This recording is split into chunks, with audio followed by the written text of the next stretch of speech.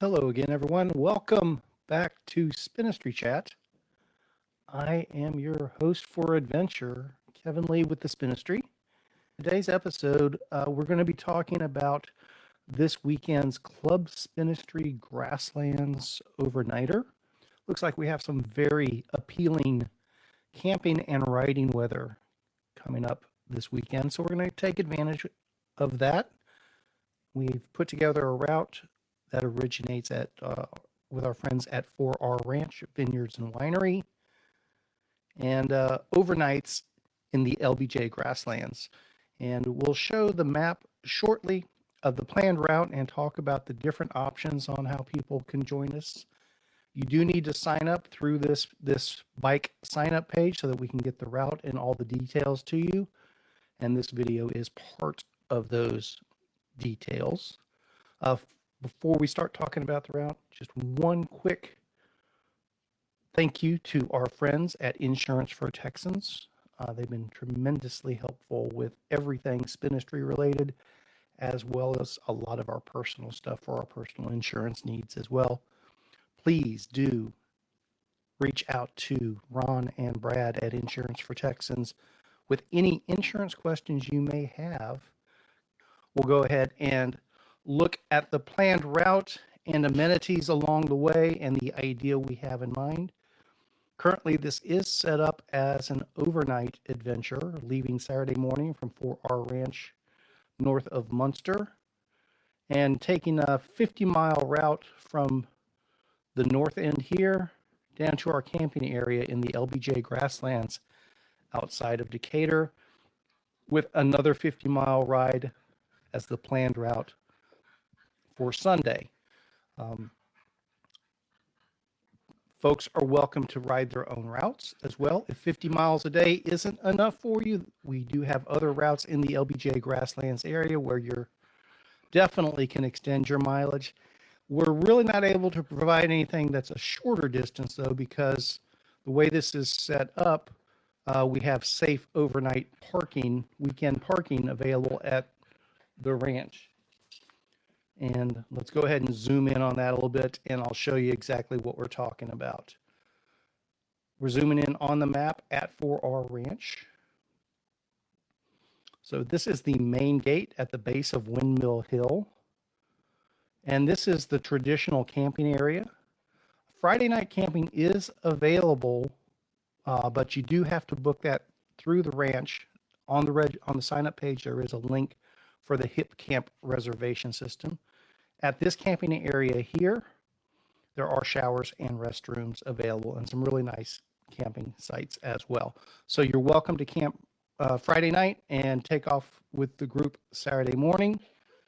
If you're not wanting to camp Friday night, that's perfectly fine. Just come on up Saturday morning, and what we'll be doing is up where the main tasting room is, in this back corner of the parking lot.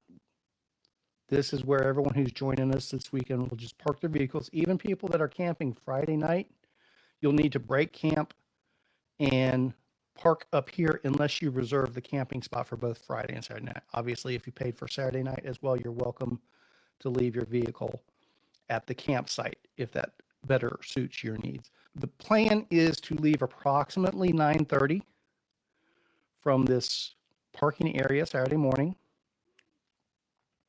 And then from there, we'll just wind down through the vineyards, out the main gate, and go north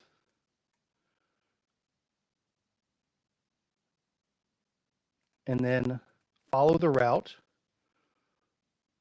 back towards St. Joe. So at about mile 18 in St. Joe, there is a Dairy Queen there if people need to grab some solid food. There's also a couple of convenience stores in St. Joe as well. So at mile 18 from the area, we have a refueling stop available there. And then another one available at mile 36 in Forestburg. This corner here at 677 and 455, there may or may not be a store here. I do know that there's the country store in town.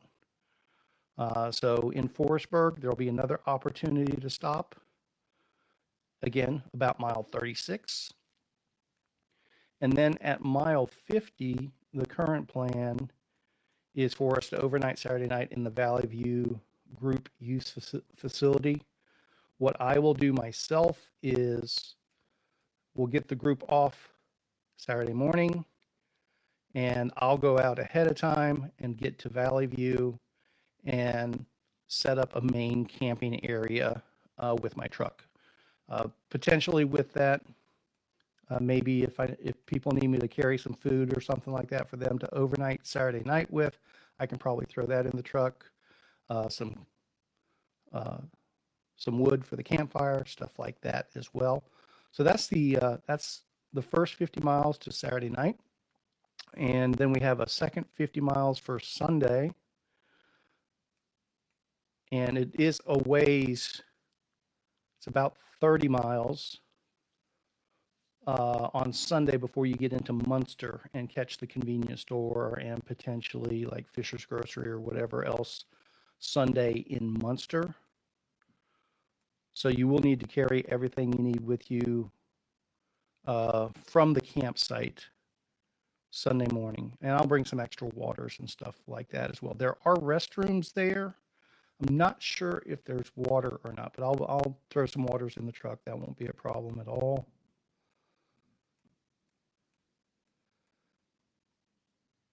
And again, when you get to the Munster area here, if 50 miles on Sunday isn't enough for you, just send me a message and I can map out some additional mileage for you if needed. Anywhere along this route, there's lots of good stuff in here for riding purposes. And then Sunday, pedal back up to the tasting room, pick up your vehicle. Tasting room will be open Sunday afternoon, so if you want to swing by and get a tasting, grab a bottle of wine, or just hang out with that fantastic view over the valley, that will be available as well. So that's the quick overview of what the full weekend plan is. That said, if you're not a true bike packer or you don't have bike packing equipment, but you want to do the ride and maybe your spouse or your family meet you at the campgrounds, that's perfectly fine. They can drop you off at 4R. You can start pedaling. They're welcome to drive to the campgrounds and set up camp. This is a fee area. I'm not sure exactly how that works for bicycles or if we're doing a shared camping site. I'm going to pay for my campsite. I think it's like $10 fee area. So just bring a $10 bill just in case. I'll clarify that that day when I go set up camp, and if we need to make arrangements for camping fees or whatever. I don't think it's a big deal, but just pack a spare $10 bill just in case. Probably not a bad idea to have cash for the Forestburg store. I'm pretty sure they take cards, but never hurts to have cash as a backup just in case. Last I saw, the weather forecast. Well, actually, let's just look at the weather forecast for this weekend. Here we go. All right, Munster forecast. Friday night, mostly clear with a low around 54, east wind around 5 miles an hour. Can't get any much better tent camping weather than that. That's Saturday night. Friday night, well, about the same, clear with a low around 55, 5 to 10 miles an hour. Saturday, sunny with a high near 79, east wind 5 to 10 miles an hour. And then Saturday night, which Decatur should have a very, very similar forecast since it's only 50 miles away. And that's around about 50 miles is that. So looks like weather is still amazing for us. And Sunday during the day, sunny with a high near 78, east wind around 5 miles an hour, clear skies. This looks like a fantastic weekend for a bicycle adventure and a camping adventure and a hangout and around the campfire with proper social distancing and all of those good things.